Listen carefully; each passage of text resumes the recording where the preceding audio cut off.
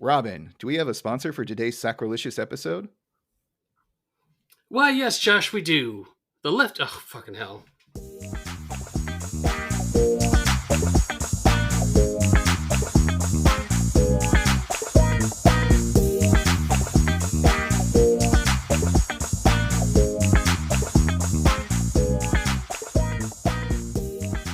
Welcome to Sacrilicious with Robin and Snerts, a Simpsons review podcast. I'm your lovable nerd Snerts, aka Joshua Stearns, and joining me is the equally delightful Robin. Don't have a coward. How you doing today, Robin?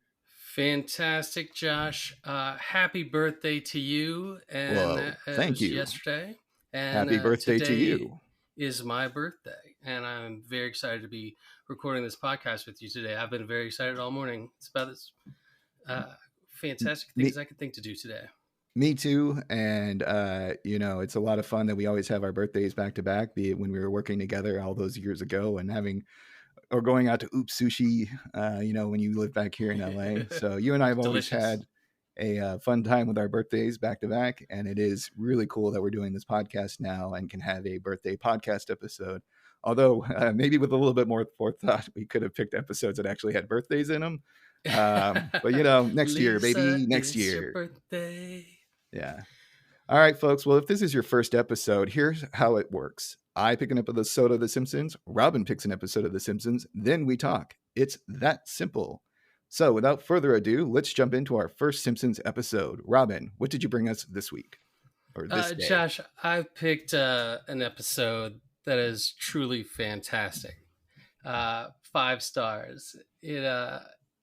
It's called Homer's Enemy, and it's an episode where Homer, somebody doesn't like him so much. Frank Grimes. What? I can't accept that. And Frank Grimes is Homer's enemy, as we'll find out, and it's voiced by the great Hank Azaria. Yep. Who said in the commentary it was the hardest character he ever worked on. And he plays half the parts in the episode. Frank Grimes, Moe, Carl. Yeah, absolutely. Hank is definitely busy on this one. And he was also present for the DVD commentary, which is always nice when the voice actors are able to join. So Homer's Enemy is from season 8, episode 23, and it was directed by Jim Reardon and written by John Swartzwelder. The original air date was May 4th, 1997. So what were you doing before there was the May the 4th Star Wars holiday back in the year 1997? I'll tell you, I was very likely smoking a bong rip watching The Simpsons. It's entirely possible. That was my sophomore year in college at NYU. So sounds about right. Yeah, it was my sophomore year in high school, and I was probably doing the same thing, and I probably stole it from my parents' stash. Sorry, Mom and Dad. I also would like to gush a bit about this guy's writer. John Swartzwelder is one of the most prolific writers for The Simpsons, and he is funny. He's so funny that they made his last name Schwartzweldian as a compliment of a type of joke. So, Robin, how many episodes do you think John has written for on The Simpsons? How many did he write in this season? Let's say I wouldn't overthink it too much. Did 2 per season. Let's go. I can see his wheels turning, 30. Ladies and gentlemen. No, 30. I'm going to say 60. Oh, so close. 59. You were one nice. Off. That's good. So very good. Yeah, 59 episodes that he has writing credits for. So amazing guy. He also has his own line of books, which is a detective series that I think you actually might enjoy. Really? Our love of the first character. Who was that detective in The Dad Who Knew Too Little? What was his name again? It's not Rex Banner. Oh, yes, it is Rex Banner. No, that's the other one. Oh, that's the other one. That's the okay. It doesn't matter. But so John Swartzwelder writes for a series of books, and he mostly stars a PI, Frank Burley, who's kind of like a mix of like if Homer was like twice as dumb, but also a private eye. And it's very short stories, like The Time Machine Did It and How I Conquered Your Planet. They're really quick and funny. There are so many jokes packed into every sentence that it's kind of like you have to reread it because you don't realize how many jokes you just read. Because a lot of people are kind of, set up, punchline, set up, punchline. Now he's like punch, punch, punch, punch, punch. He also had a recent interview with the New Yorker. Did you happen to catch that article at all, Robin? I did not. Well, in it, he mentions that Grimy was asking for it the whole episode, and that Homer's enemy is one of his favorite of the bunch that he's written for. He also claims Sorry, go credit for ahead. making the word meh. I don't know if I buy that. I might be John. I mean, what do you think? Do you think he came up with the word meh? I got to imagine somebody had uttered it before then. It's more Yeah. of just a guttural noise than a specific spelling. But Did he give take it the to him. credit? Did he Why take the not? credit for right? Yeah, that's fine. I mean, I know the Simpsons definitely added meh to the lexicon. Is that right? Huh. Yeah, meh, dough. I think these are like a few of the words that the Definitely Simpsons have dough. actually added to the Eat English my language shorts. dictionary. Yeah, I don't know if they do phrases in the dictionary, Robin. Eat my shorts. There Eat you my go. shorts. Yes, the soundbar is back, baby. I got the thing is well, Josh. What I So loved on the one more thing. on the DVD commentary. One more thing, sir. One more thing, Okay. please. He says he writes Homer like he's a big dog. Mm. And I just love that. Like, if you just think about like what a big dog would do, odds are that's a Homer Simpson moment. So that's all I want to say. John Schwartzwelder, you're the man. Love your work. Thank you for all the laughs. And now I've talked over you enough for your episode. So please take us in the driver's seat. Let's go, baby. No, I love that quote, Josh. I love that quote about him being a lovable dog. He is lovable, and I think that's a big theme in this. But as you were saying about Schwartzwelder, the producer's Josh Weinstein, and he said it's one of his favorite episodes, and he quotes it all the time because of the lines in here are fantastic. Oh, I got a fun fact. He was born on May 5th too. Oh, no kidding. So not only does he have a great first name, Josh, he has a great birthday, May 5th. I mean, May 6th is okay, but the 5th is where it's at, baby. Maybe you're related. I don't think so. I don't think it works by first name. I think you're thinking last That's name. That's not how that works? Yeah. Stearns, Weinstein, they both spell and sound differently. But yeah. So let's jump into the episode. Nice. You ready? Yeah, let's do it, man. We get a great opener with Kent Brockman. Oh, well, I was going to talk at the intro first. Okay. There's no chalkboard gag. Sometimes they skip the chalkboard gag for time. It's interesting. I thought that was just in the reruns. They always have a couch gag, but I love the couch gag. The couch gag is they sit down, they watch TV, and it's staticky. So Homer goes to try to fix it, and Bart goes staticky. So he gets back and he whacks him on the head to write his, picture, which is hilarious. Because that's what you used to do to the old boob tube TVs back in the day. You smack it to get the color back. Exactly, it's a visceral memory. Yeah. You just whack it. So yes, we open with Kent Brockman, and I love Kent Brockman. He's one of my favorite characters. We open him. He's classic. He's in the middle of a previous segment, and he said, "Which, if true, means death for us all." Which is a common joke type, and it works every time because you just like, again, much like I had to share a diary with my uncle. You're like, wait a minute, there's more to this story here, which means death to us all. I, for one, welcome our ant overlords. Yeah. So and then we get introduced to Grimy, don't we? And that's we immediately get introduced to Frank Grimes. It's a feel good segment on the news, and they're saying, here is Springfield's self-made man. He earned everything the hard way and never let anything get him down, even though his parents abandoned him when he was 4, and he never got to go to school because he had to work, and he got blown up on his 18th birthday. I love the visual of him.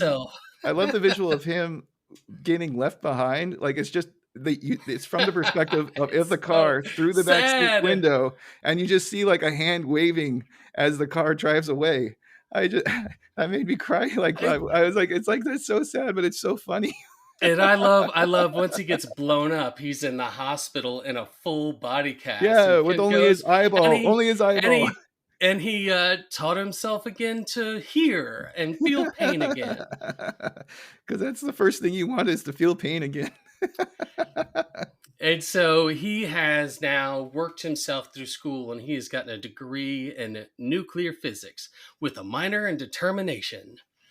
So Montgomery Burns is in his office watching this program with a tear in his eye, and he turns to Smithers and he goes, That's the kind of man I need on my team.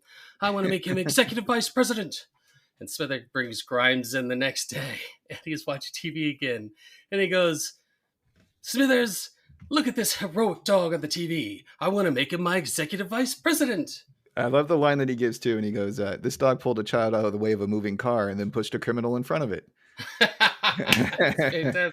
I also want to ask you a question. How many times, like, has Mr. Burns picked a new vice president in this scenario? Like, is it every day there's like a new vice president that he wants? Like, he watches an episode of Matlock. It's just on his whims, right? Right, and he's like, "I want this guy to be my next VP," and Smithers like, "Well, sir, unfortunately, he's only an actor." Right? Smithers has kidnapped Andy. What was his name? I'm forgetting his name. Matlock.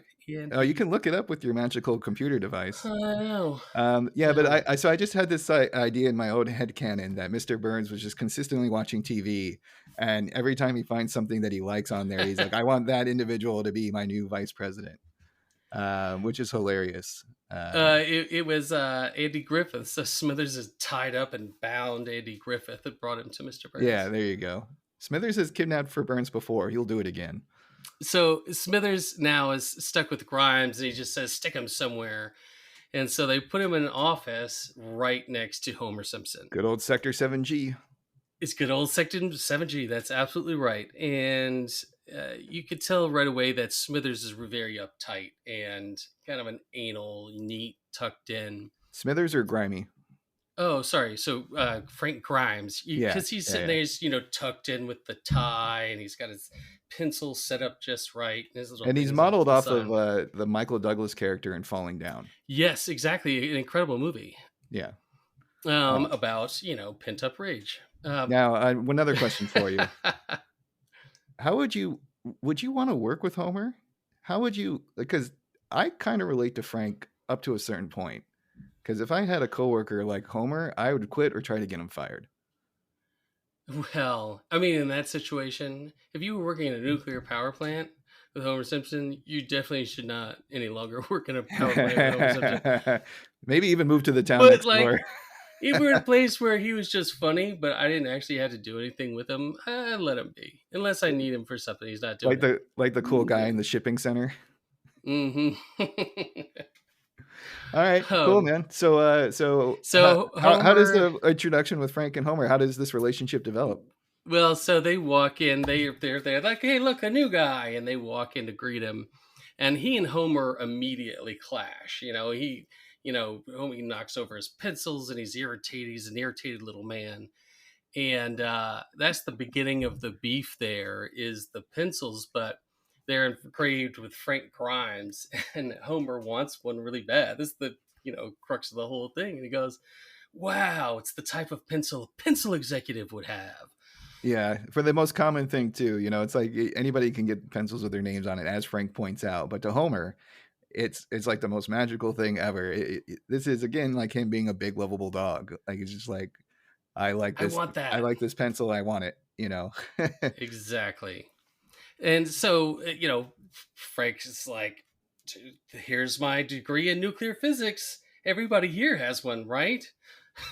And Lenny and Carl are like, oh, yeah, we got our masters. But Homer didn't need a degree. He just showed up the first day. I didn't even know what a nuclear power plant was. What is? I don't quite get that joke, Josh. I have to admit. Because he can't say power plant. Yeah, because he's a fucking idiot. It's like a little kid. He's just like, I work at a nuclear power plant. Anyway, there you go. And so we're off to the races then when it comes to this enemies. But like Homer doesn't think Frank is an enemy. Homer likes Frank. He's still trying to be so nice, and he's socially inept as hell, of course. Right, and so it was Lenny and Carl head off. He goes, if you turn the camera around, they won't see you sleeping. And Frank Grimes is like, I don't think we're here to sleep.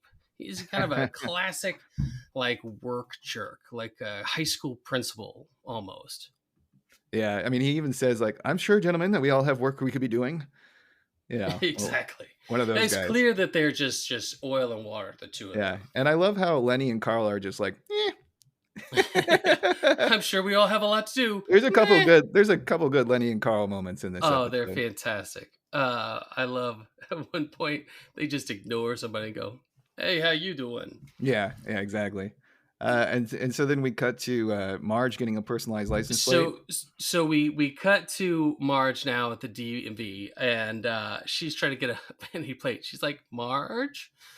So Bart is bored and he Mitzi. wanders into an auction in the same building, and Yeah, they bring up this auction item and nobody bids on it. And so Bart's like, I'll bet $1. There's a yeah. funny moment, which is also Hank Azaria, by the way, going, Yep. I'm at $1, $1, so. He mentioned And on he, the commentary that he loves the a chance to do silly like he's like, anytime he can do that kind of nonsense, he loves it. it's good. It's well done. I would have a hard time doing that. It's What is tripping on the tongue. what does Bart get for $1? And for $1, he buys a factory downtown, and it's a decrepit old broken down factory, and they just hand him the keys and the deed. Yeah. So he's And like, this was finally, my hard work is paid off. This was something that they had in the chamber waiting. They like just Bart buys a factory, and they were just waiting for the right episode to throw it into. So this is one of those situations where they just have like kind of B plots in the vault ready to come out whenever. And they said it just kind of worked out really well too, especially when we get some of the jokes later on. And it feels like that if they feel like kind of concurrent stories and they tie it back together at the end, which is great. And of course, Bart is in heaven. He's like, cool. And he, of course, starts to destroy stuff because that's what boys do, apparently. Well, he tries to throw like a lug nut or something through a window, but the factory's so big and it's a very fun across the whole distance stroke. building. And so he hucks it, and he has a pretty decent arm, but he's nowhere close to the window, and it just like falls in a cloud of dust. Anticlimactically, just kind of thuds. He's like, oh. Yeah. So we cut back to now the Homer at the power plant, and he's sitting at lunch, and he's eating out of this bag. You can just tell this is going to be bad. He's eating out of Frank's special dietary lunch bag that has name written all over it. Very neatly written on that bag too. Like he really takes his time to like write with perfect lettering that it is his lunch. Very clearly, anybody could read it except Homer, of course, who may have just ignored it. But and you can see Frank is really struggling to be polite. He's like clearly very annoyed, but he still says the polite thing, but it's eating him up. Like Homer calls him, "Hey, hiya, Stretch." He's like, "I learned your name. The least you can do is learn mine," which coins one of the recurring gags, which I love, is Frank's new nickname, which is Grimy. Grimy. Hey, Grimy. Hey, Grimy. Don't other people does Lenny and Carl call him Grimy, or is it just Homer? I think we only hear Homer refer to him, as far as I also like the animation where he throws away Frank throws away the lunch, and then Homer looks at it and slowly starts to move his arm towards the trash can, and then Frank turns around and he pulls back real quick, like, I don't want to get caught. So Homer definitely dug through that trash and they finished. He went it back in and got the detritus. 100%. 100%. He hands the rest to Grimy after eating most of it and tosses it out there. Right. So I mean, we're building pretty quickly here of the annoyances that Frank is getting from Homer. It's just Homer is not acting right. The very next scene is Homer is at his desk, and Frank Grimes goes back to his desk, and he finds all of his pencils chewed up. The pencils are back. And he goes in, he's still trying to be polite. I'm sure he knows Homer did. He's like, Homer, do you know who? And Homer's there, and he has just defiled all of his pencils. Clearly found the big box of pencils. Everyone is in there. He's chewed them up. He's got like one in his ear, one's picking his teeth. And this is where... It's very much like a dog got into the kitchen. Exactly right. And just went hog wild. Like it's a very funny animated bit. And I love how the pencils just aren't like chewed around the eraser. It looks like he was like gnawing on them like they were corn on the cob. Yeah.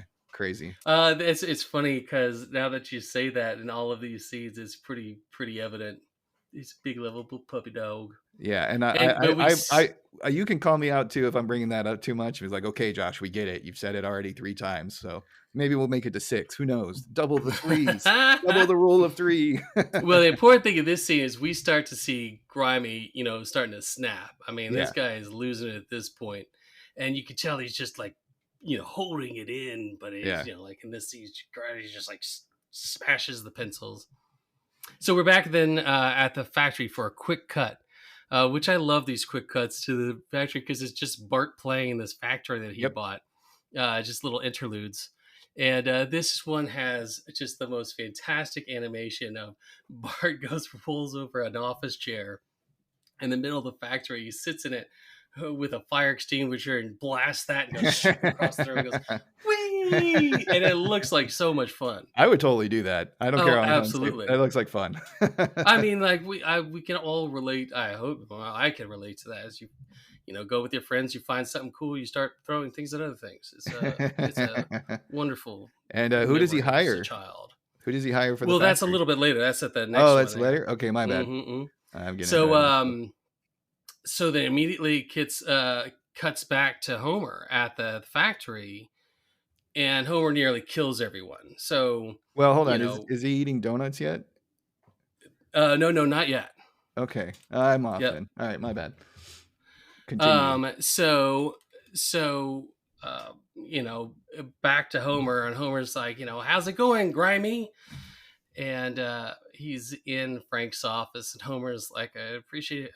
Frank is like, stay out of my office, guy. And Homer just gets more obnoxious and starts whistling at him, and Frank is getting more and more frustrated. He starts singing. He starts singing "Take Me Out to the Ball Game." He goes, take me out to the ball game. Take me out to the ball game. At this point, I would probably slap Homer for annoying the shit. I would definitely be like, get the fuck out of my office. Yeah. You can feel it. I mean, you feel it viscerally in this. The writing is so good and the acting is so good in this that you feel this tension just building, and it's real. Yep. I love in this scene. So they get cut off because Homer's power board just starts going insane. The alarms start blaring. It's like, and Frank goes, "Oh my gosh, it's a 513." And Homer's like, "What? A 513? Huh? Oh, a 513." And then he walks into the office and he says, "I'll take care of it." And he pours a bucket of water over the control panel so it shorts it out. So I don't have to hear anymore. Don't worry about the meltdown going on. Homer has solutions. The noise is off. So, basically everybody is going to die unless somebody else fixes this. That's when we have a quick cut back to Bart yelling out the window, "Hey, Milhouse, want a job in my factory?" And of course, Milhouse is like, "Sure." Yeah, I wish the timing worked out with Biden being president, because I'm like, build back better. Now a boy and another boy have a factory together, right? Like, manufacturing's back, baby. A bit of a nudge, the destruction of industry in America. Yeah. But yeah, this was taking place during Clinton, so that joke, well, I think it's still funny. It doesn't quite line up. Yeah, it's got a little different connotation these days. Yeah, exactly. So we cut back immediately again then to the power plant, and I love this scene because Now is it my favorite part? Lenny and Carl defend Homer. Yeah. Where Homer is, yes, this is exactly it, is he's scarfing down food, and Frank's like, he's like a pig. And then Lenny goes, "I don't know, pigs tend to chew. I think he eats more like a duck." and he's just like, yep, and they made him perfectly, and it's not like a small rounded donut, it's one of those long bars. It's and then Lenny gives an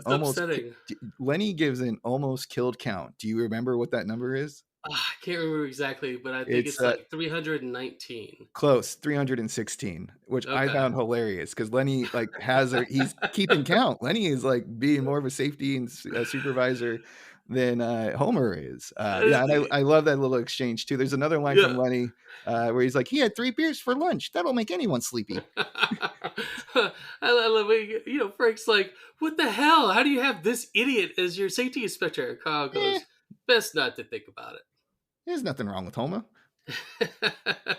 So, in the same scene, Homer's almost drinks sulfuric acid, and Frank sees him and freaks out. And he runs over and he knocks the acid out of his hand. It explodes against the wall and immediately burns a huge hole in the wall. And Homer starts laughing. Ha, ha, ha, ha. Boy, would my face have been red. Um, And and then we get Frank is just apoplectic at this point. and of course, who happens to walk by right at that moment? It's Burns, and a With classic little moment in this. his new vice president, the dog, that has Exactly. I that forgot has an about amazing that. slash. He's got That's the it. dog just wear this vest, says And the vice sash says president. vice president on it. So like he had it custom made for him, and Oh, absolutely. it's so cute. Oh, and they're clearly he's doing a great job. And so one of the favorite thing is that Mr. Burns is like, "Who burned this hole in my wall?" And Homer goes, "He did." Yeah, Like, he pointing to just Frank. saved your life. Yeah. And he's still not gonna like take this one for you, even though it's his fault. Mr. So Burns too. He goes like, "Oh, you spilled my precious acid." Like, he's dressed, Burns dresses down Frank. I do like the throwaway line. Homer goes, "He likes you." And he goes, "Yes, you think you could spill my priceless acid?" I don't know what a priceless acid is. I don't think sulfuric acid is that priceless. yeah, There's diamonds in it. who knows? So Frank is given a demotion. They cut his pay. They're about to fire him for this job he's so Fucking hard for. awful. Like, just yeah. And he comes in, walks into Homer's office, and he goes, "Hey, Grimy," like nothing's wrong. And Frank is kind of at the end of his wits, and he's like, "We are enemies, and I hate you." And then Homer replies, "Do I have to do anything?" He's so sad. It's so He's good. so sad. It's so funny. All right. Okay. So we cut to Moe's, and Homer is very upset. He can't believe he has an enemy. He goes, "I'm the most beloved man in Springfield," which is kind of true. But also shows he can be an egotistical jerk, certainly. I don't know how beloved he is. There was a lot of earlier episodes where like, can you please stop bathing nude in the kiddie pool? And yeah, the Lovejoys aren't huge fans. Ned Flanders not a huge fan all the they time. tolerate They Homer. love each other. But Homer thinks he's the most lovable person in Springfield, no doubt. Mo is comforting him. He goes, "Homer, there's people that don't like me either." And Homer goes, "No, I won't accept that." So and then they're talking about Mo has an enemies list, right? And he's like, "I got enemies too." And I love Barney. He's like, "That's Richard Nixon's enemy list." And he's like, and then Mo is just like, "Oh yeah, huh? All right, Barnard Gumble." Ow! And then for the DVD commentary, Mo, according to Hank, was based off of an Al Pacino from Dog Day Afternoon. Then he made it lower and more gravelly. So I didn't know it was a Pacino impression at all, but like I kind of hear it. It's not like the over top Pacino. It's a little bit more, he's not going like, "There's a big ass," You hear Hank Azaria do the little difference in that, and he does a dead on impression.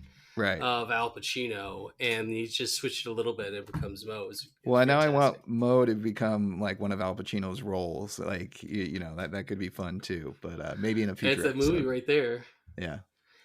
So Mo, our favorite, has an idea for Homer, and that's, he says, "Hey, if you wanna make nice with him, invite him over to dinner." And then bam, fork in the eye. The old fork in the eye. I was like, maybe without the fork. There's always a fist. This is such a sweet scene for Homer. This is where Homer's like, "I really messed up. I'm not quite sure what I did, but I really want to make it better. I want everybody to be happy. And he's like trying to get the family dolled up. They're all in their nice outfits, and he's bought lobster to give to, Frank. He's really trying to make amends here, and you can see he's very nervous about it. He's dying to do it because he rings the doorbell that he's here, and Homer's like, "Oh, it's him! Yeah, It's him! It's yeah. him!" I He love it has when Homer does that. the butterflies in the stomach, the anticipation, and he really does want to rectify things, but of course this plan backfires. Good heavens! This is a palace. How in the world can you afford to live in a house like this, Simpson? I don't know. Don't ask me how the economy works. Yeah, but look at the size of this place. I live in a single room above a bowling alley and below another bowling alley. Wow. Oh, it's a great scene. I mean, this is a great scene where Homer is trying to make this great impression in his house, Right, and right. Frank is getting more and more annoyed. This is a mansion. This place is a palace. And he sees the pictures on the wall. And Pictures are great. Oh my God, they're so good. Episodes. It's him with Gerald Ford. And my favorite, he goes, "You've been to space?" And Homer goes, "Sure. You haven't?" Yeah, so I had that in my notes, and my other note about this scene is leaping lizards. Homer's life is really amazing. I totally get why Frank would hate him at this moment. If I got He was invited not to able somebody's to house for dinner and they're like all dressed up in super nice clothes, and I didn't know it was a formal occasion, and they're showing off like their pictures, and they're like, "Oh, this is when I was, Want to see my Grammy? when I was in Cannes and blah blah blah blah," and just showing off their wealth and amazing lives. I would get pissed too. He does, and he's starting. He's just so over it at this point, and he starts talking. You've got this perfect life with your perfect family, and your daughter is a genius, and your son owns a factory. Your son owns and you're a factory. sloth. What do you have to show for it? And Homer goes, "What?" And then he has a line of like, "If you were living in any other country, you would have starved long ago." And then Bart, quick as a fit, like, just, "He's got you there, Dad." He's got you there, Dad. That got me laughing. Nobody argues hard with that. And then and one of the favorite, and this is mentioned on the commentary too, is he's leaving. He goes, "You're a fraud, a fraud. Thanks for dinner." Yeah. It was nice meeting you. I also love how Frank Grimes lives below a bowling alley and and then above him is another bowling alley, and Homer is like, "Wow," because Homer, that's amazing. He's like, "That would be awesome." He's a study in Schadenfreude. Our Frank. So we have a quick cut back to the factory. Yeah. And Milhouse is like, "Wow, and there's a stack of adding machines, and there's a toxic waste. What should we do?" And Burke's like, "I think what we're gonna do." And of course they're immediately melting adding machines. I've never been excited to see adding machines. I don't think you have either, projecting here, but wow. Yeah. Given our day jobs too for a while, I was thinking like, "Oh, adding machines, boo. Oh, toxic waste, yay." And of course they put their little noses over the barrel, like, which is awful. So they're definitely inhaling the toxic fumes. Yeah. Oh, this is dangerous. I mean, this is extraordinarily dangerous environment, as we find out, especially is, there's toxic waste. They're playing on this creaky banister that's about to fall down. Wacky shack. I love it. Milhouse, though, is really working for Bart. He's like mopping. He stops like wipe his brow. And of course, the maniacal Bart, as we're going to see, especially in episode 2 today, is like, "Get back to work, you lazy bum." Yeah. Milhouse does. Yeah. And then he also, wait, or does that come up late? Never mind, that comes up later. So we cut back. A fun montage with the kids for sure. We cut back to Homer here, and this is where Homer is convinced to try and be a little bit more professional. He's sitting in his car before work. He's clearly just like sitting there afraid to go work, and Marge walks in and says, "Maybe if you just try and be a little more professional at work, Homer." And he's like, "That's it, Marge. To professionalism," and he chugs a beer. Yeah, and then I love how they cut hard to him at his desk at work, and he's eating his donut. Entire idea of professionalism. He has donuts neatly piled up, and then he's eating them with like a fork and knife, which is very funny because that's all Homer can think of is to be and more he's sitting professional. up straight, Yes. and he's cutting them very primly, and he's like, "Look at me! This is how we're professional."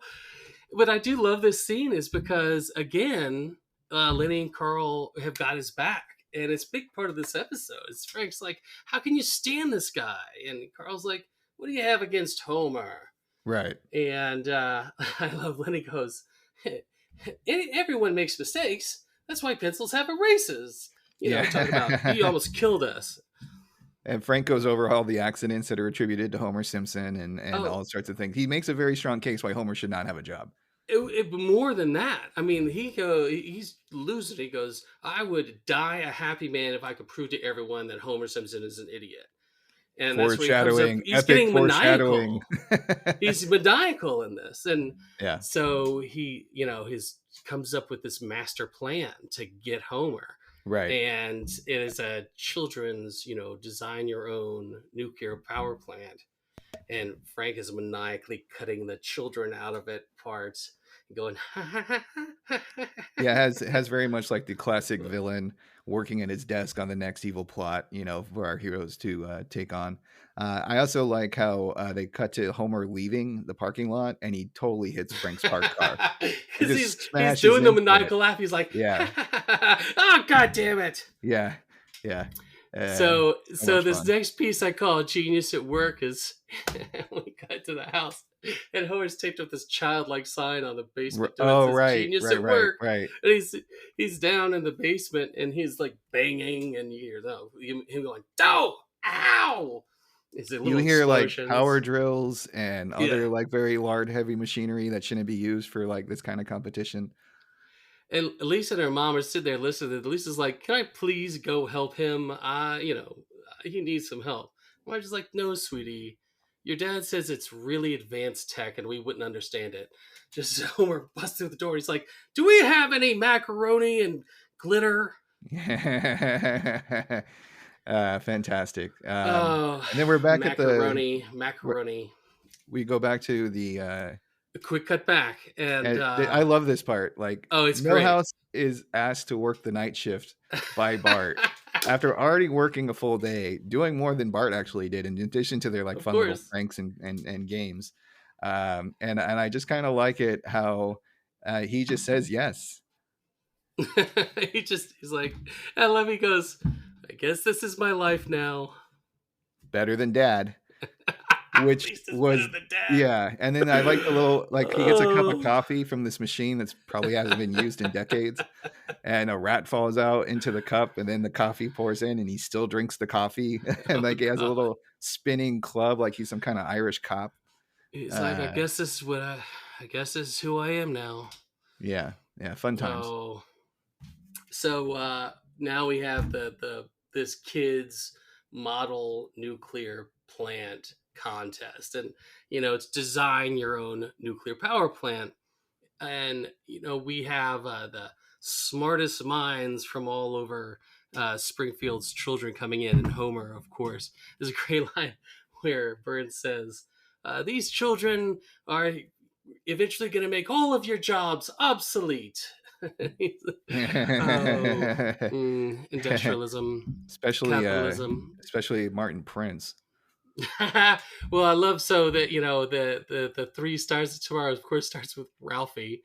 Oh yeah, we love our Ralph. Malibu Stacy house, and then Smithers is like, "I really like it, sir." Exactly, he's gay, and then coveted that so much as a child. There's a Chief Wiggum, and he goes, "Honey, get off the stage," and that has actually been put into a Bloodhound gang song, which I found hilarious.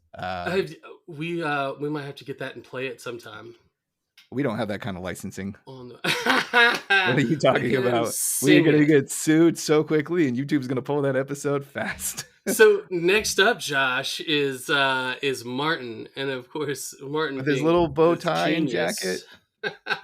He looks so good, and he's built a working power plant that looks just phenomenal. And I love it. Burns is just craps on it. He's like, "Where's the heart?" Where's the love? Get out of here. I also love how Martin is like, it's powering this room right now. And he dials it. He changes a dial and the lights flicker. Extraordinary piece of technology. And Burns is like, yeah, get out of here. Where's the heart? Yeah. You lose. Get off my property. He treats him so bad. He was this close. He was this close to sending the hounds. Like, yeah, a couple of times. He sent the vice president in to get him. Oh my god. So now it's Homer's turn to come out, and Frank Grimes is immediately standing up going, look, Homer's stupid. He entered a children's contest. Look what an idiot he is. Frank thinks he has his moment. Again. Frank has he's like, I finally got him. This is the thing. Everyone's going to realize that Homer's a fucking idiot by joining this children's competition. And then like Lenny has one of the, actually there's two lines. He's like, this is basically our original power plant design, but I added a racing stripe that I think is rather smart. And that was so good. And then Lenny was cheering on, and like Frank is like, oh, it's a child's competition. What an idiot. And it's like, but he won. And he's like, yeah, Homer beat their brains out. Well, the model itself is one of the great pieces in this. It's like a child's model with construction paper and poorly placed tape. You see like the elbow macaroni makes like a little fence around like the parking lot or whatever. Yeah. I love it. Yeah, this racing stripe is Burns, the whole time, Burns is like, wow, this is pretty nice. Yeah. First prize. And everybody's cheering. The whole town loves him. And, Frank is just going nuts at this point. This is where he just really starts to crumble here. Well, he finally snaps. He does. He's like, what's wrong with you people? Gah! Insane, I tell you. And he's just going nuts, And this montage fits, not even a montage. He just goes through the whole thing going, I'm Homer. Right. I could be lazy. I can be the worst employee ever. Give me a promotion. I could eat like a slob, but no one cares. I'm Homer Simpson. Look, I'm peeing on the seat and not washing my hands. I'm Homer Simpson. I love he keeps doing that, and he gets into Homer's face, and he goes, because Homer's concerned. He's like, hey, Grimy. Okay, Grimy? He's genuinely concerned for me because I'm better than okay. I'm Homer Simpson. And then Homer replies, goes, you wish. It's one of my favorite lines. It's one of those lines that I've carried with me into my life. I've said that a couple of times, like before to fellow Simpsons fans. I'm better than okay. I'm Homer Simpson. You wish. And this also, so unfortunately, what is the very last thing that he does that actually is the demise of Homer's enemy? He's like, oh, what's this? Dangerous power lines. I can grab them and it won't hurt me because I'm Homer. And he gets fried. I mean, he's shocked to death, singed to dead on the floor. And one of the funny things, I don't know if you watch the DVD itself, but in the where you choose the episodes on the screen, it's got Frank Grimes charred and dead, just sitting there. With the other mentions from the episode. I did watch it on the DVD, but I forgot to check out they have amazing art, for all the screens and transitions, and some of it's even animated, but I didn't see that particular one for Frank Grimes. I was probably turning on my laptop and setting up, open windows and whatnot. But yeah, so Frank Grimes is dead, and we cut to a funeral scene to close it out. And it has one of the best ending lines. I'll let you take it if you want it. I love the moment. The final insult in the grave is where Reverend Jojo, is given the use, and he goes, "Here lies Frank Grimes, or Grimy, as he liked to be called." And Homer is just snoring in the seats. It goes, "Change the channel, Homer." No, change to Marge. There you go. Yeah, and then everybody's laughing. Lenny, that's our Homer. That's our Homer. It's endearing. It really is. It is, the kind of the crux of the whole thing, because it's like he's an oaf, but we love him. He is a big, lovable puppy dog, and he has a really good heart. That's what makes him such a big puppy dog. Also, for He's the fans at home, if you wonderful. happen to have season 8 on DVD, I highly recommend listening to commentaries for this episode. Agreed. I thought it was I've great. listened to a lot of them, and they're definitely not some winners, Correct. for sure. Like, people are kind of quiet, but when you have like a voice actor on there, and you get Matt Groening and like people who are at all levels of production, and this is a very talked about episode. It's some of their favorites, as we mentioned before, too. So when there's an episode that they're especially passionate about, the commentary is all the better. Oh, it's great, and you can relate with them. They said something really interesting, Josh, is that this was actually quite a controversial episode when it came out because Yes. it was Homer acting like an idiot, and you're what's wrong with America. Yeah, Mike And Reese mentioned in his latest book, I don't have the title in front of me, but he mentioned that he didn't like this episode. He was on the complete opposite side of Josh and John and Bill. But you know what? Who cares? Like, that's, I had a it is what thought it is. about this. I like this episode a lot because there's just so many jokes out there. And it is taking a real life person and putting them into the ridiculous nature of Springfield. And we would crack. Anybody living in Springfield who's a normal person It is a would go completely insane insane. place. You would jump off the fucking Springfield Bridge in a heartbeat. You see Springfield through the eyes of the everyman. Yeah. Well, great job, Robin. And before we dive into our next episode, let's take a brief commercial break. Robin, do we have a sponsor for today's Sacrilicious episode? Why, yes, Josh, we do. It's everyone's favorite chain, Krusty Burger. A Springfield classic. What's on the menu these days at Krusty Burger? Well, there's such tasty items as the deep fried Krusty Burger, classic burger, deep fried for extra crunchy cholesterol. The Clogger. If you can find a greasier sandwich, your next one is free. And our LGBTQ BLT. We take pride in this sassy sandwich. My mouth is watering just hearing these wonderful items. Krusty Burger also has a new breakfast side, bacon balls. Robin, do you want bacon balls in your mouth? Don't tip me with a good time, Josh. Ha! All right, folks, you know what to do. Head to your local Krusty Burger today. Krusty Burger, now 50% less roadkill. And now, back to our show. All right. Well, that was a nice sponsor we had there. I hope nobody ever dies from eating the Clogger because they may have to take it off the menu after that. We love our sponsors. Yes. And, for your birthday, Robin, I have ordered you bacon balls that will be delivered after this recording. Oh, Josh, that's so sweet. I hope they're big and juicy. You know it. All right. So my episode this week is Kamp Krusty from season 4, episode 1. Directed by Mark Kirkland and written by David M. Stern, no relation. And its first air date was September 24th, 1992. I was 10.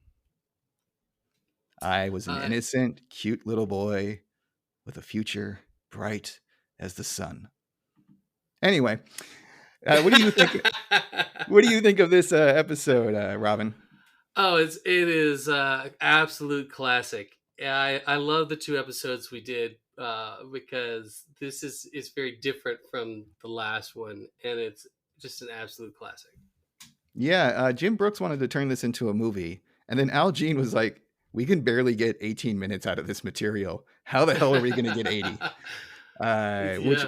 Which was pretty funny. But apparently, Jim Brooks really liked this episode a lot. I think a lot of people do. I think it's stuck with a lot of people for a long time.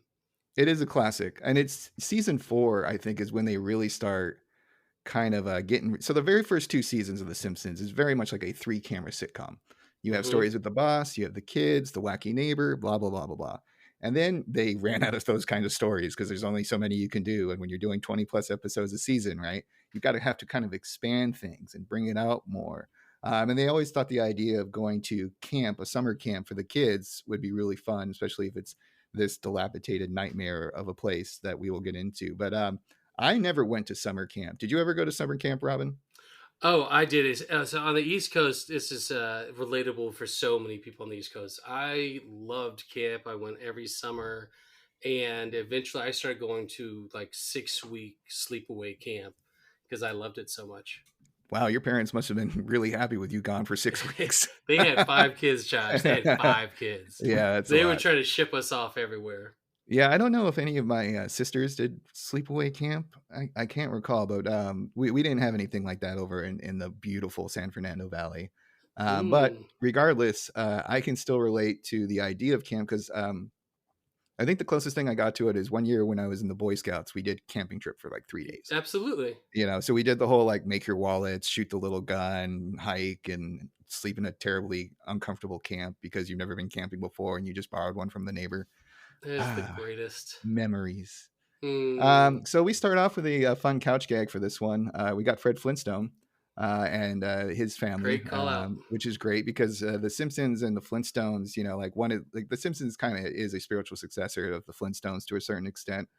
Yeah, the bumbling man with the great wife. Right, who is working at the job that he doesn't like, and has the wacky provider. neighbor. Yeah, so and they on the commentary they really appreciated Hanna-Barbera for letting him use the characters, because licensing can be a bit of a challenge. That would be so cool. They were talking about how cool that was. You could imagine it's like we're calling up the Hanna-Barbera that did all of our childhood cartoons. That'd be amazing. Yeah, and unlike nowadays Disney owns everything, but they don't own Hanna-Barbera, so there is.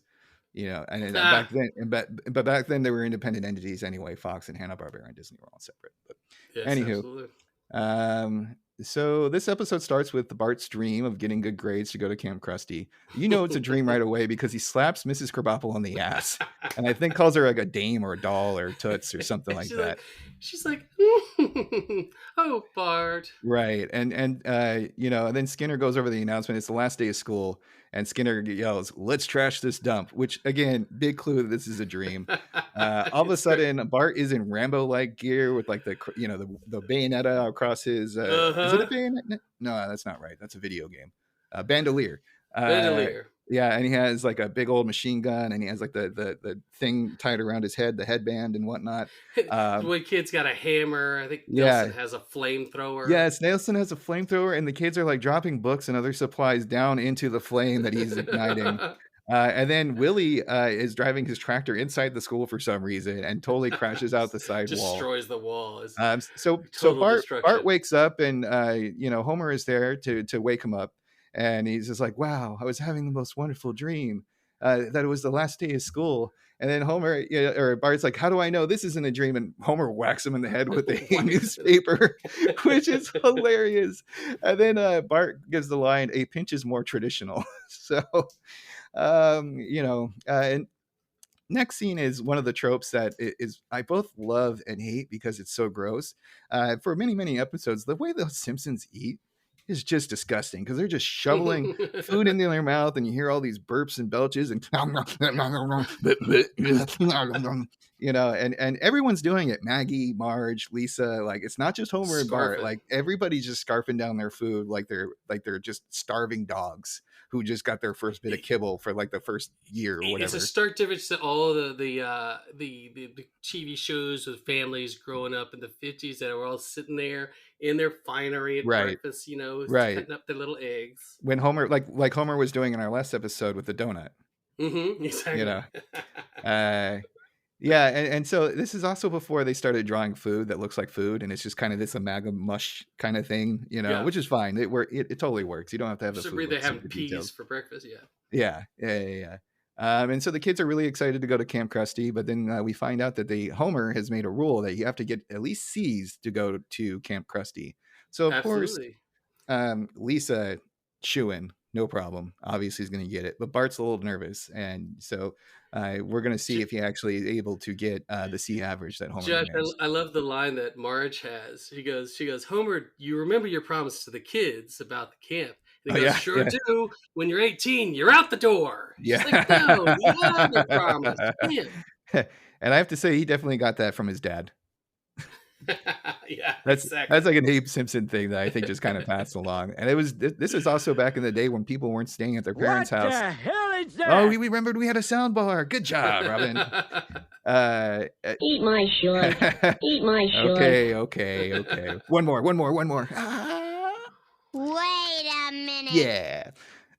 So we're cleaning out the locker rooms. Now, this is an elementary school. I did not have lockers in elementary school, but I think they're trying to blend Springfield Elementary with Springfield Middle School. You know what I mean? Nebulous Yeah, ages, nebulous yeah, times. because this definitely felt like when I was in junior high, with the locker clean out and I love his locker is just an absolute nightmarish like jungle. yeah, there's cesspool. a recorder flute, a potato experiment, crayons, giant car, cleats, decomposing books, and gym shorts that were so hard that he was able to fold them up into a paper airplane, which I Crusty could as definitely relate to. hell. I had some crusty gym shorts on Oh my god, last day of school. It not was that really crusty, gross. Josh.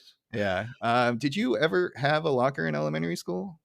No, I don't. We had them in junior high. Yeah. Was the first time What that was the we had it nastiest there. thing you had in your locker? Oh, I mean, I probably was one of those kids. I'm ADD, so you put something in there, you just leave it. So I'm sure there was like, a sandwich in there for time at some point.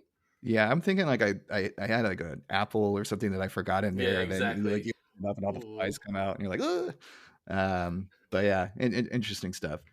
So we go over to Miss Hoover's class, which is Lisa, and I really love Miss Hoover. She Me is. too. Their teachers are so great. Krabappel is great. Hoover is great, but like she's like basically like, here's your fucking grades. I'm sick of you little bastards. And then she goes like, wait, I have nothing left to say to any of you. Yes, So if nobody exactly. minds, let's just quietly run out the clock. She's a kindergarten freaking teacher. It's second grade, I believe. I think she's in second grade. Semantics. Yeah, But she's the sweet one, Sort of, but there's also other episodes that we'll get into that like highlights that Hoover's kind of an alcoholic and other fun things. She's got a dark side. Hypochondriac as well. They always do. So let's see here.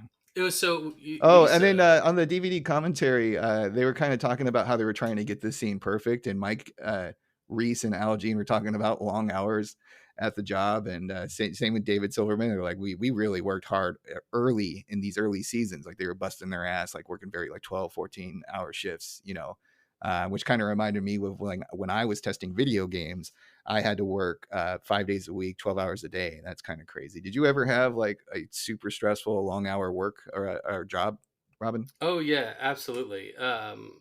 Trying to accomplish a project that just keeps getting broader and broader and broader, and you end up working until midnight, 1 o'clock some nights. Just so that's something I can relate for, and I don't know. I think also you can see that the hard work and passion pays off, because this is a fantastic episode. 100%. It's a better project than I was working on. I'll tell you that. Yeah, yeah, right. I mean, the Kamp Krusty is 1,000 times % better than Mercenaries 2: World in Flames. So Lisa gets her grade and she has a B+, and she confronts the teacher. She's like, "What the fuck, bitch?" and Miss he's like, she grabs Miss Hoover's like hand, and she's like, "Lisa, you're hurting me." Hey, you must have made a mistake. You made a mistake. Yeah. And then we cut over to Bart's class with Edna Krabappel, and Bart is just kissing ass, and he's just like, "Oh, you're so beautiful, wonderful person." It kind of reminds me of my own job when someone wants me to process an invoice right away. They're like, "Oh, you beautiful soul, help me." And he gets his report card, and it's a D- on average. And Edna has some great lines. She's like, "Forget it, short pants. Have a delightful summer." A delightful summer. The teachers are done. The teachers they are are done so by done. the year. Is absolutely accurate. Well, because also you think about it too, like back then, like when you were younger, you didn't know necessarily like right away that this was their job, right? Like, and now that you have a job, it's a little bit easier to relate to them being like, "No, like I need my summer break. I cannot be around these demon children any longer." knowing the teachers I do now, it's exactly that. It's like I love all the people I know that are teachers. They love their jobs, even though they don't get paid all that much.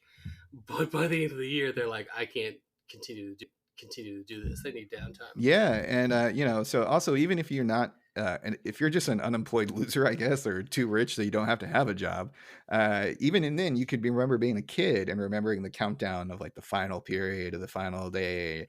And what I love is these kids start to go wild and they're running everywhere. And then a history teacher busts out of nowhere. I don't even know who this history teacher is, but he's like, "Wait a minute, you didn't learn how World War II ended."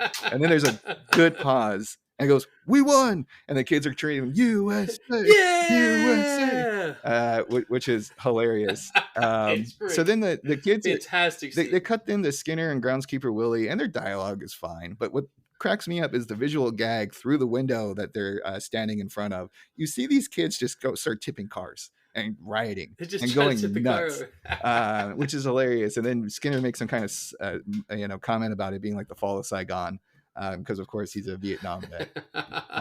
So they cut them to the bus, and God damn it, Bart, he's trying to change his D's to A's, and then Lisa has the most perfect zinger ever. "Oh, Bart, why didn't you try to forge plausible grades?" And Robin, poorly turned it to a plus too, so A+. Right. Robin, did you ever forge a report card before giving it to your parents? I would have tried. I definitely got some terrible grades on things growing up. I was not the best student. Yeah. Not that I wasn't smart. I just didn't fit very well into the kind of everyday system for everybody. Sure. Yeah. I mean, I remember getting some bad grades too, but outside of once I hit junior high, they were all printed, so you couldn't really do much to it. Yeah. At the end, when I was in elementary school, they were kind of like a faint, typewriter ink on a blue page, right. So you could kind of use a pencil to change them a little bit. Yeah, I definitely had a few moments where my parents saw a report card, and I was generally a good student, but I had like a little bit of a rebellious phase in 5th grade. And I remember my mom leaving the teacher conference and, "Joshua Donald Stearns, get to the car." And I knew that middle name, you in trouble. Yeah. Anytime the middle name comes out, it's a bad time. So we have a Kamp Krusty ad, and apparently it was built on an actual burial ground, and there is a fat camp. So what could go wrong, right? They make it look so inviting. Yeah. There's like a bear sweet kid in the background. Yep.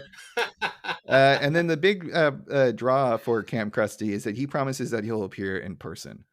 So then we're going to go to the backyard, and Homer is mowing the lawn, and the lawnmower jams. And then we kind of pause that little bit for a second, and he hands him the report card.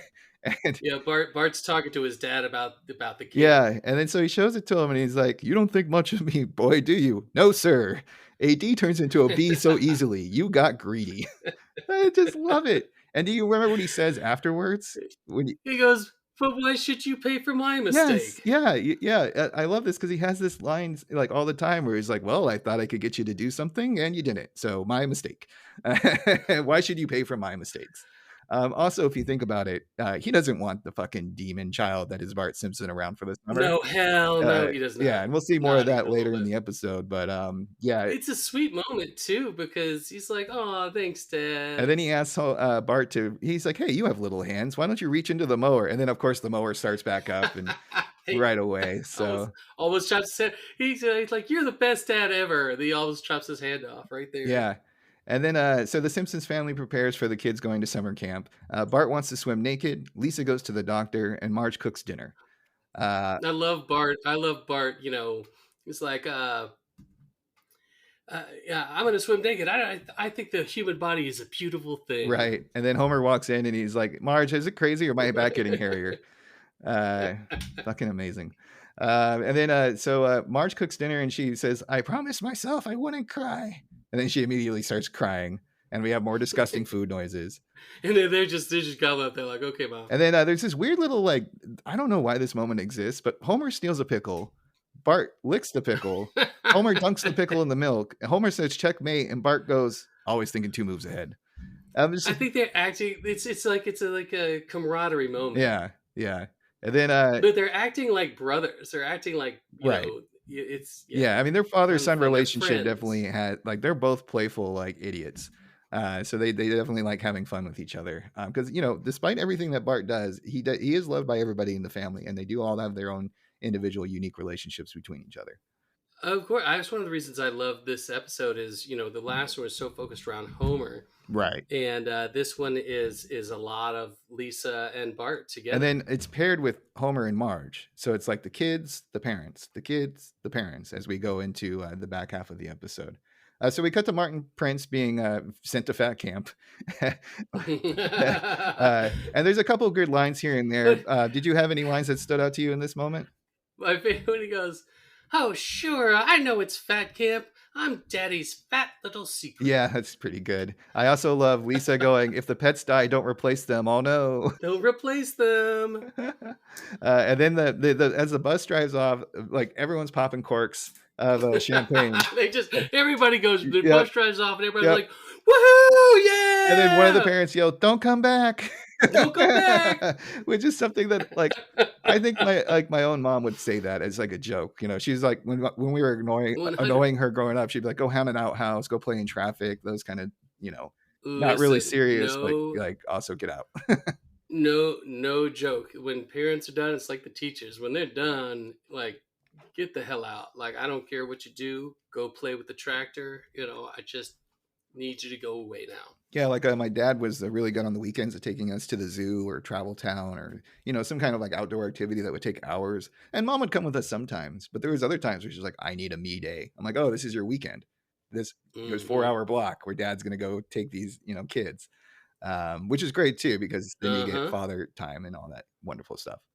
Yes, you do. Okay, so we're heading to Kamp Krusty. We're heading to Kamp Krusty, and this has one of my favorite moments because we have a classic Kamp Krusty intro with Krusty the Clown himself, and he's just kind of giving a rundown, and he's like, "I turn things over to Mr. Black," and then so Mr. Black goes and he's like, "Okay, I'll ask any questions you want." And then Milhouse goes, "Can we call you Uncle Blackie?" He's like, "No." No. And it's this. He's like this corporate, like soulless soul sucker. Yeah, and head counselor. He actually kind of looks like he could be Frank Grimes' brother now that I think about it, because they have the same kind of haircut. You just take out the glasses and you make him look a little bit more menacing, like a Reservoir Dog. Zero empathy. Yeah, Actually, Mr. Black, he could be the long lost Reservoir Dog from Quentin Tarantino's famous movie. There you go. Exactly. I love he says, "I was the president of European Krusty Land till it blew up." Yeah, that's great. Yeah, very nice. And it's a red flag right away because the bullies are in charge. I should have written down their names, but we got Jimbo and whoever the other Nelson and the other guy, Kearney. The other guy's name? Kearney, maybe. Kearney. Anyway, that's it. So we then cut to. Oh yeah, no, okay. I'm sorry. The next question that Bart has, and this is his mantra all the time. Mm-hmm. When do we get to see Krusty? Number one Krusty question for Bart. So we know right away that his goal is to see Krusty the Clown. So then we cut back to Homer and I love the bullies real quick, Josh. I love the bullies. Like they're there to take charge. They're clearly like the oppressors. So they make an example out of like this little sick kid who like gives a little cough. And they're like, "Oh, a troublemaker," and drag the smallest one off. Yeah, that's the same kid too who would like puke on the bus, and no one wanted to sit next to him in an earlier episode. Yeah, very sickly little child. Great moment. Thanks for calling that out. So then we cut to the others. Like I said before, now we're going to keep cutting between the kids and the parents and the kids. And Marge and Homer, like, they have a very healthy sexual relationship. And Marge is like, "Oh, I'm in the shower. I'll get out now." And Homer's like, "Nah, no kids are around. We're having some fun times." He's losing weight and getting frisky. Yeah, his hair's growing back. We'll get more to that great for them later too with some of those fun jokes. But in general, people need to remember that these aren't an old parent couple. These guys are in their early to mid 30s. So like we are both older than Homer Simpson. We probably are healthier than Homer Simpson, but we are older. And so like, they're not like in their 70s or 80s and nothing wants to work. They're having a good old time. It's great, and they're so happy. The giggling, the loving. There was a podcast called Round Springfield, and the two hosts would have a line that's called "Horny Marge," and then they had like always like, "Oh, this is another horny Marge moment," which is great. I love to kind of see that stuff because they're both into it. It's not some kind of weird power dynamic. It's a great marriage. Healthy. They clearly love each other so much, and they're attracted to each other, and I think that's a beautiful thing. So the camp is obviously destitute, but Bart has hope because the Krusty brand seal of approval. Yeah, so the cabin is full of snakes Yep. and animals. Yeah, And there's he wipes the grime off. It's the Krusty brand seal of approval. Only things that meet the highest standards of Krusty the Clown. and they're all sleeping in like really dilapidated hammocks or converted mail sacks. Like it's very dilapidated.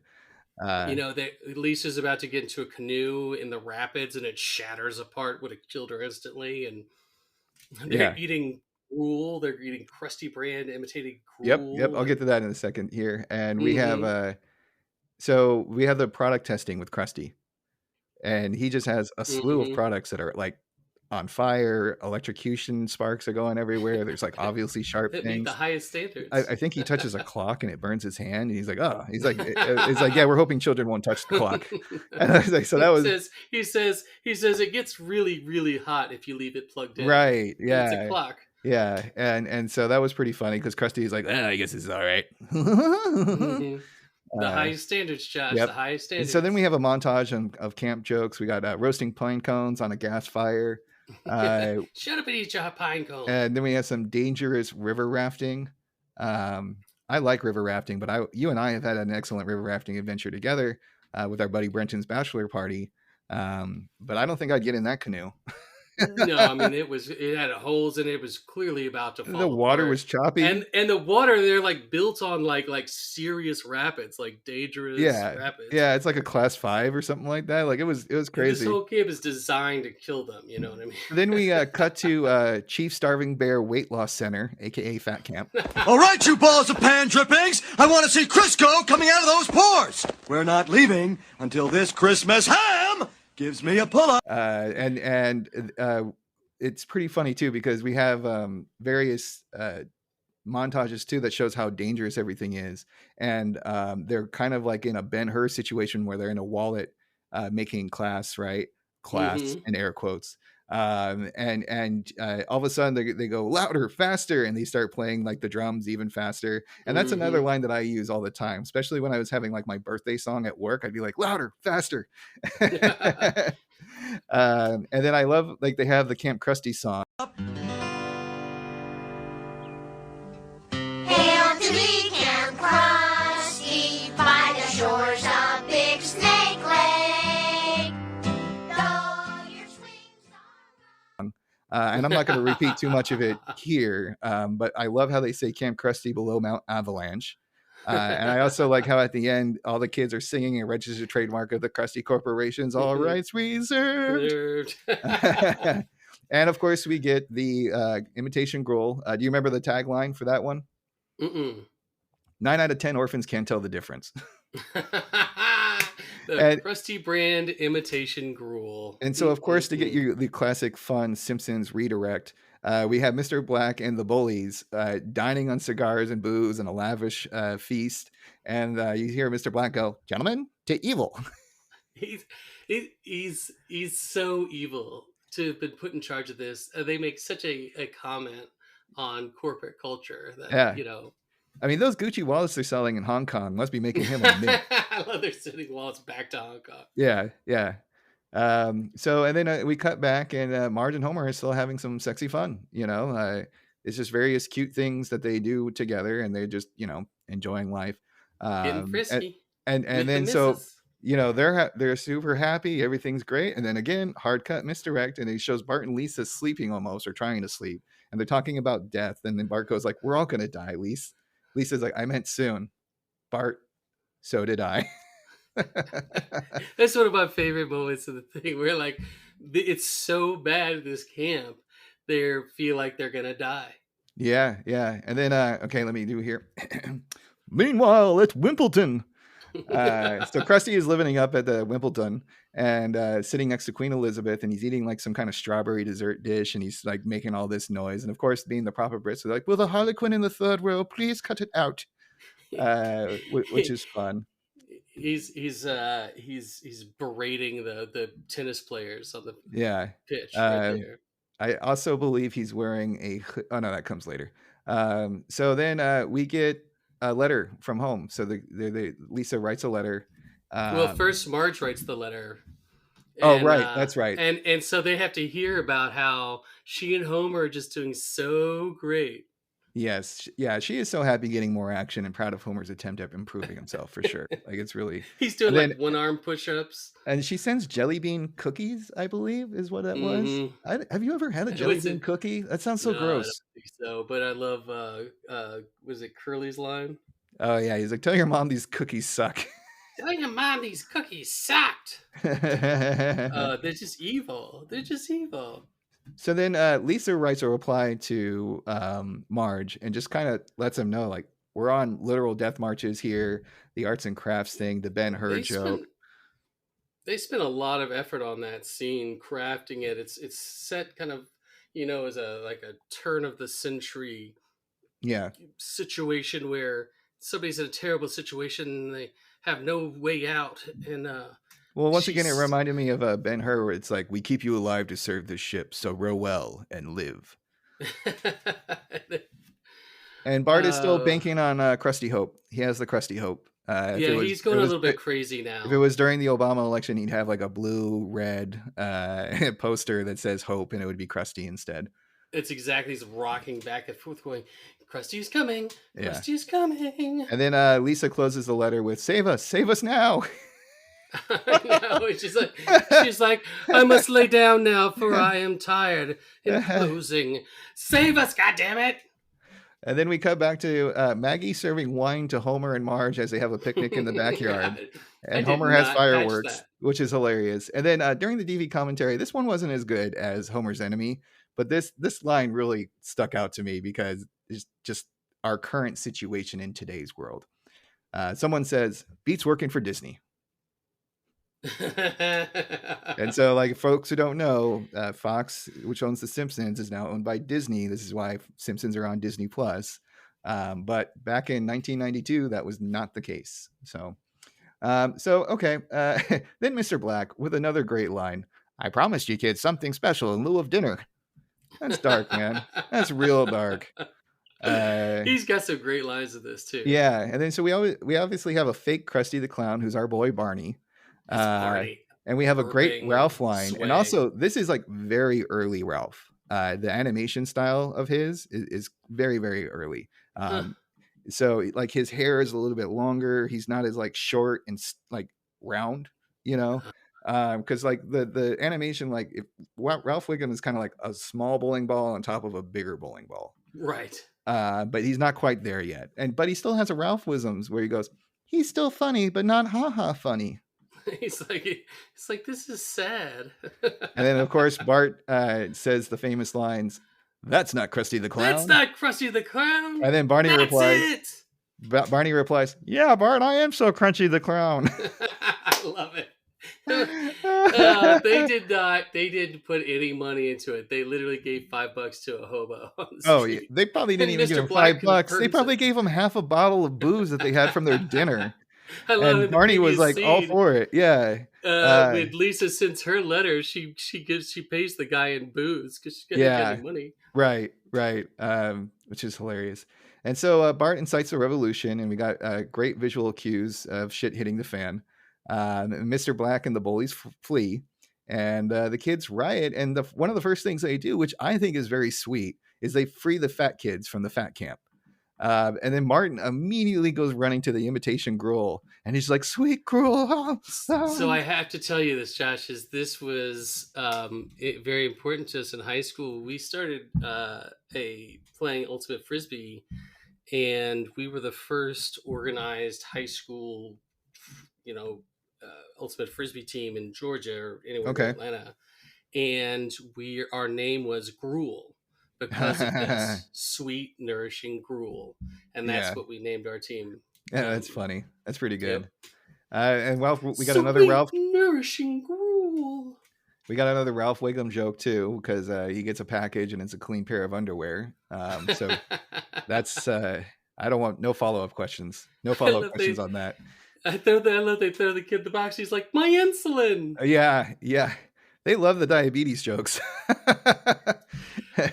I love Josh when Mr. Black is all gone to hell. I mean, they're burning down the camp, and Mr. Black is leaving. He goes, to the hydrofoil.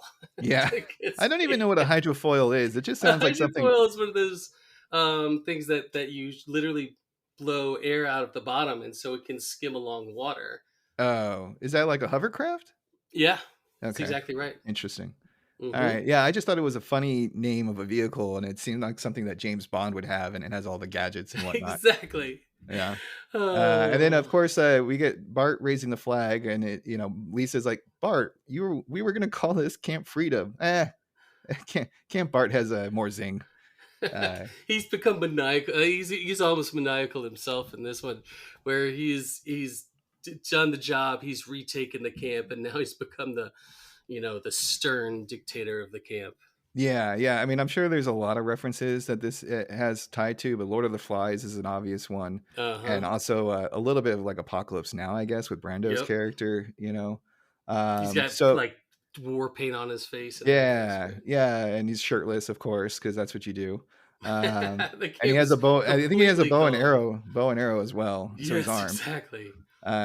Yeah. So anyway, it cuts to Krusty being knighted by Queen Elizabeth for some reason. It's a And he takes the callback. phone call mid ceremony, which is hilarious. And then I don't know, like word got out fast that this occurred because all of a sudden Kent Brockman and a slew of reporters are on there, and he compares it to Vietnam, Afghanistan, and Iraq. And he has two great lines. He calls them school-age Spartacuses, which is just great line, fun wordplay. And then 3 camp counselors are missing and presumed scared. So now we kind of hinted at this before, but Homer is doing really well. He's lost 10 pounds. He's doubled his hair. So he's up to 4 now. And everything seems to be going well. They're And doing yoga. They were doing together. yoga. And they have a guy who's like, just keep craning your neck like a flexible piece of asparagus. And so like it cuts to like terror at Kamp Krusty, and he's like, not the boy, not the boy, not the boy. And it shows. I'm sorry, go ahead. Kid Bragg like, and now we're gonna talk to the leader. And he's like, not the boy, not the boy, not the boy. Yeah, that's it. No. And then as soon as he sees the boy, half his hair is gone, and I'm pretty sure his waistline triples. So he's probably gained 30 pounds. Is he immediately gains 30 and all the hair falls out? Yeah. And so Krusty arrives, and the Brockman and the other reporters swarm him. And Krusty is wearing a "I got smashed at Wimbledon" sweater, which is pretty funny. And Ken asks a couple questions like, "Are you and Princess Di just friends?" And Krusty retorts, "You people are vultures. Where were you when I sang at the Farm Aid?" He's like punching the paparazzi and stuff. Yeah. And so Krusty has to pass security for Camp Bart. He's brought before King Bart. Yeah, and so Bart gives the line, "I smell bacon. Let's see if he's wearing a wire," which is pretty good. And Krusty, as the true fans will know, has a pacemaker scar, a cattle skull birthmark, and superfluous third nipple. And they'll bring this kind of stuff up in later episodes. It's been brought up so many times. It's great. Yeah. I love especially the superfluous third nipple. And then we have a wonderful sort of fourth wall break where Bart declares he never lent his name to an inferior product. And if anybody grown up in the 90s knows, The Simpsons let their hands to a lot of products. They were not afraid to be the merch kings. And then you would have bootleg stuff too. So like you see Rastafarian Bart at a 7-Eleven or something like that. So that was pretty funny because like once The Simpsons got big, and by now they were big, like every poster, t-shirt, lunchbox, you name it. They even made a Simpsons Sings the Blue album. Like that nobody asked for. Oh yeah, they were cranking it out. Yeah, they mentioned that on the commentary as well, as they used to make these songs and record them and put them out. They were like thinking about doing another one. I'm like, yeah, I mean they had Do the Bartman and Deep Deep Trouble, and then you and I actually like I was reminded recently that my godmother Graves, you and I went to Simpsons Take Over the Hollywood Bowl. Oh no way! Oh, that's right. Yeah. So like I was also kind of getting reminded too, like when I was thinking of this just now, like it's like Do the Bartman. We saw Nancy motherfucking Cartwright in heels doing the dancing and the singing. It was amazing, great time. I'm sure we'll bring that up, Josh. Yeah, well, I was thinking too, like that's why I wanted to remind us of it because like I'm sure we'll like kind of trigger stuff, like especially when we do like an episode that has Hank Azaria playing as a Pooh or something like that. So let's see here. So Krusty. So I love there was the last joke there between the Krusty and Bart are having that conversation where he's trying to tell Krusty how horrible it's been, Yes. And then Krusty blames the poor camp on his weak will. They drove a dump truck full of money up to my house. I'm only made of stone. I'm not made of stone. Bart goes, a kid was eaten by a bear. And Krusty goes, no. Actually, it was just his hat. His hat. He goes, was it a nice hat? Bart goes, oh, yeah. And he goes, oh, no. Oh, yeah. So would you throw your name to an inferior camp for a dump truck full of money? Yeah, probably. Yeah, I probably would too. I'm going to go ahead and say yes on that one. Yeah. I'd probably change my name and move to Mexico. Anyway, and this brings me up to Krusty saying, I'm going to show you kids the time of your life. 2 weeks at the happiest place on earth, Tijuana, Mexico. They're like, yeah. And then we have a fun montage to wrap up the episode. South of the Border is playing like south of the border, down Mexico way. So Frank like Sinatra. Does this montage, Robin, make you want to go to the happiest place on earth? Oh, I mean, it is debaucherous, and I enjoy debaucherous time. Very good. And that wraps it up for Kamp Krusty. Any final thoughts on this episode? I love that this episode was a Bart and Lisa story. You know, it's the two of them together. You know, often they're like brother and sister at odds with each other, and we've mentioned it before how we like it when they get along. Yeah, their efforts. They're very much so. Like especially with the Sideshow Bob episodes that I'm looking forward to us discussing as well. Too. It is very fun when they team up. And I love Bart as the leader and the hero in this. You know, when it gets down to it and these kids are really in trouble, Bart steps up as the hero, and you can see that he's got that leadership in him. But, you know, whether or not he's going to be good or evil, you know, he's going to save them, but then he's going to, you know, be a, you know, benevolent dictator who destroys his enemies. And all the kids were like there in it together. Like it was you know, it reminded me reminiscent of like stories I've heard about POWs and whatnot. Like when you have this shared torture experience, you're going to band together and eventually someone's going to snap and the revolution. Viva la revolution. Oh God, that was awful. Viva la revolution. So a lot of people are going to die. Yeah. All right. Well, now we're going to start a new game. That's right. We have a third episode and we're already changing up the format. Ooh. And Robin wanted to have a rating game. Do you want to explain how this is going to work? I was going to say, Josh, do you think that, I think this episode gets the Krusty brand seal of approval. What do you think?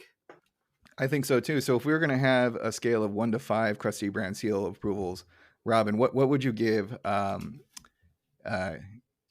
I guess we got to do episodes. 2. We got to do both. Huh? I just realized that. Okay, for so me, these are both absolute classics. I give both of these 5s. 5. Okay. Yeah, I think actually, I'm gonna be a little controversial and just to be a little contrarian. I'm gonna give Homer's Enemy 5, and I'm gonna give Kamp Krusty a 4. Oh my God! Josh. Yeah, because I can't. Seminal. You know what's important about this episode? I'm just gonna make a little case for 1 second. Is this was when they started moving from Bart as the main character to Homer. Oh, know what? I'm talking about my own episode. You're right. It is better. Yeah, I mean, I've said it before. 6 through 8 are my 3 favorite seasons. So it hit after hit after hit. And this is nothing against Kamp Krusty. I love it. I watched this one episode probably dozens and dozens of times. And also, like, we can't just, if we're doing this fun little new game you thought of, I think we can't just have all 5s. Otherwise it's a participation trophy. It's absolutely right. And and one of the things I've told you is my personal connection with this episode is that you know playing Ultimate Frisbee was really important for me. It was the first sport I was ever good at, and I loved that team. And we went to kind of a hippie school where they let us do things on our own, and this group got together that I love so much and named it Sweet Nourishing Gruel. Yeah, and I also, Krusty, I've said it before, Krusty the Clown is great. And anytime you get to see like his wacky world and everything, and Kent Brockman, don't forget Brockman. Oh, Kent Brockman is hilarious. Oh, yeah, we didn't have that same cutaway that we had for your episode, but Kent was right on it. The school age Spartacuses, that makes me smile very much so. All right, well, that's a wrap for Sacrilicious with Robin and Snerts. We hope you enjoyed this episode. If you're feeling generous, then please leave us a 5-star review with a few sentences. We are currently on Spotify, YouTube, and Apple Podcasts because I figured out which buttons to click. Yay, me! I also would like to I'd also like to thank the following people for their inspiration and/or showing support on the social medias. First up is Knowing is Half the Podcast with Gina Ippolito, Robert Clark Chan, and Ray Stacanis. This is an excellent cartoon recap show that focuses mostly but not exclusively on G.I. Joe. And to say that I wasn't inspired by this podcast would be a complete lie. A cartoon recap show, very funny folks. I highly, highly recommend it. If you like this program, you're going to like theirs. I also want to shout out the Play Some Video Game Network, an independent podcast group that covers all forms of gaming. That's where I'm on the PlayStation Experience. And there's also a Nintendo, an Xbox. We got it all. We have Kevin Cote from Gutting the Sacred Cow. Catch his latest project, Corporate American Horseshit, on all the social media. And of course, Dr. Moxford, the raddest fan of them all. Moxford, if you keep shouting us out on Twitter, I will do this every goddamn episode. Thank you very much for the likes and the retweets and all that other kind of stuff. Thank you so much. And you want to hear more from your old pal Snerts? As I already said, you can check me out on the PlayStation Experience on your podcast platform of choice. I can also be found on Twitter at Lord_Snerts. Robin, any outros or plugs? No, not today, Josh. I just say this was a ton of fun to do on our birthdays, and I'm already looking forward to the next one. Nice. And our goal is to get 2 of these out a month, so we're shooting for the next one to come out on Sunday, May 26th. Robin's pick is Future Drama, the 350th episode, and I picked 3 Men and a Comic Book. So until next time, folks, smell you later, true believers. Smell you later. I can't believe that replacement.